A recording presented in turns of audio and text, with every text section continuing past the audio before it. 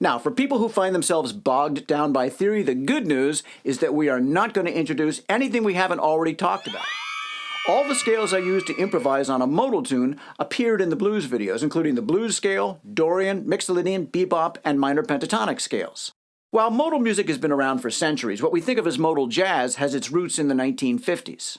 Two of the seminal moments were the 1953 publication of George Russell's Lydian chromatic concept for tonal organization and the 1959 release of Miles Davis's album Kind of Blue. The relative simplicity and placidity of modal jazz was a 180-degree turn from the fast and harmonically complex bebop music. It's obviously easier for a beginning improviser to grasp onto, but that doesn't mean that it's not without its own challenges. The first thing you need to understand is, what is a mode? Now, I find this to be a confusing concept for a lot of students, more so than it needs to be. A mode is a scale. That's all there is to it. The major scale is called the Ionian mode. Now, all major scales share the same pattern of intervals: whole step, half step, whole step, half step.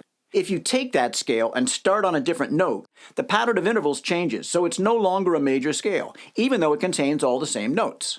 Because there are 7 potential starting notes, you can generate 7 different modes from each major scale.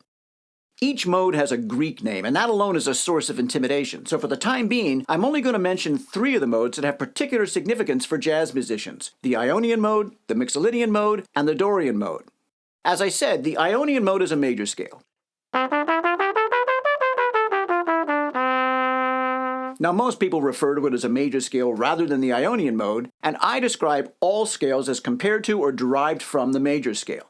If you play a major scale starting on the 5th note, you get a Mixolydian scale.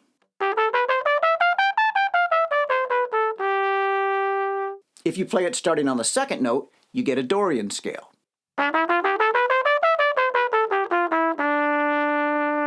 The reason these 3 scales have particular significance is because they produce the 2-5-1 progression. Now, although 2-5-1 is the most common progression in traditional or functional harmony, it generally does not appear in modal harmony, so in this video, we're going to focus on the Dorian scale. The way I just described the Dorian scale as a major scale starting on the 2nd note is the way that modes are traditionally taught. And I think it's one reason why people get confused. Now, it is the easiest way to learn modes because if you know one major scale, well, you can play 7 modes, regardless if you know what they're called or what to do with them. To understand modes in a jazz context, you have to compare the modal scale not to the major scale that contains the same notes, like D Dorian and C major, but to the major scale that contains the same root, like D Dorian and D major.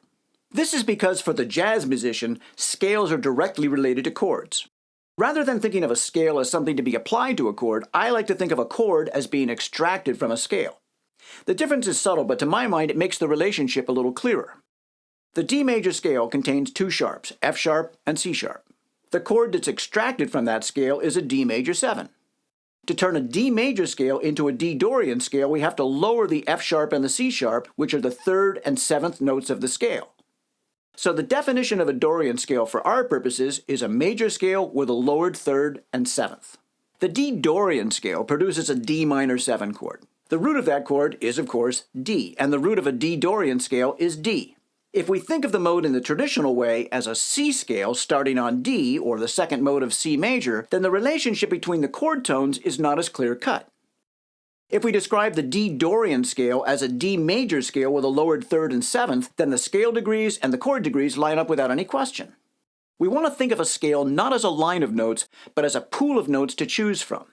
By starting on each note of the D Dorian scale, we can produce 7 different modes, but the important thing to consider is that they are all drawn from the same pool of notes.